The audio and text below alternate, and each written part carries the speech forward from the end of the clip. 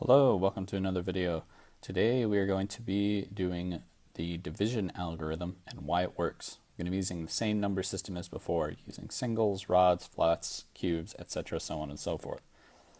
Now, there are two different types of division. First, we have measurement, and then we have partitive. Now, with measurement, you start with some things, and you're given a fixed number of things to each group, and you count the number of groups you make. So what that means is you have a fixed number. So you start with a number, and then you give a certain number of things to each group,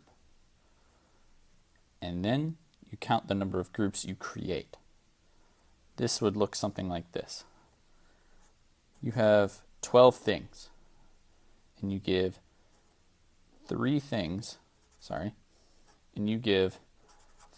to each group. How many groups is that? Well, you would have 1, 2, 3, so that's one group. Then you have 1, 2, 3, that's 2 groups. 1, 2, 3, that's 3 groups, and 1, 2, 3, and that would make 4 groups.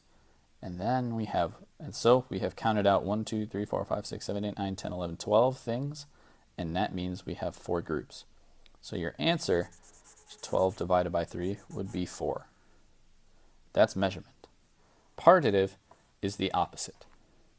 With partitive, you start with X number of things, and you give an equal amount to a fixed number of groups.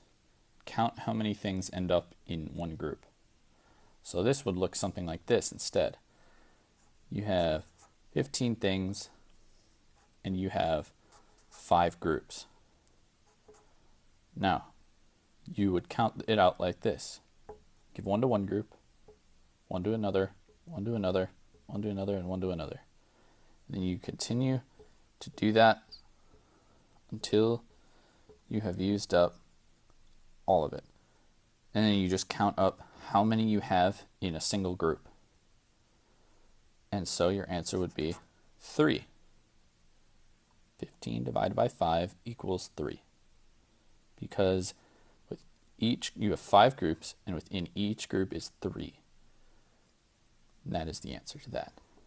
Now, I'm going to solve a bigger problem now. We have a big number here, 2,890, and we're going to divide it by 34. Well, those are some big numbers.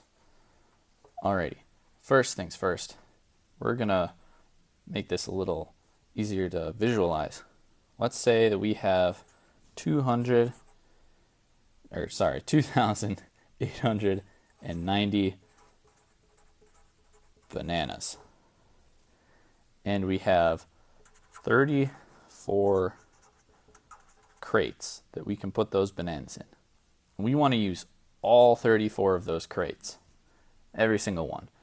We want to use them as evenly as possible. So we're going to put the same number of bananas into each crate. Now, we're going to do this partitive style. So we have 2,890 bananas divided into 34 crates. Well, we've got a bunch of numbers there. So what we're going to do is essentially break them off. You don't have to do singles when you count the numbers in each of the 34 groups. So we could say we'll put 2 flats in each of the 34 groups.